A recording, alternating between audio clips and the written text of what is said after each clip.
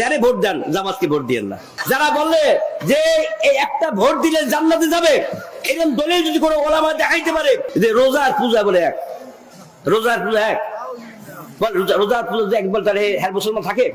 ও ভাই আমি বসেন, ও ভাই আমি বসেন, আমি বুঝছি, আমি কে ছাড়া বুঝে ভাই, আমি বসে আমি শেষ করে দিই ভাই, আমি শেষ করে দিই যে আজকে আমাদের নির্বাচন আসতেছে।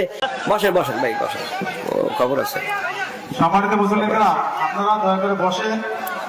একটু সম্মানিত মুসল্লিরা, আপনারা আমার লোকজন নাই এখানে, গতবার এই যে মারামারি হচ্ছে না, আমার লোকজন নাই, আপনার লোকজন তো হয় না, ওই হারাক কই ওই বয়াতি হারাক কই এই দেখো এই না এর বইরেছেন কে দেখেন,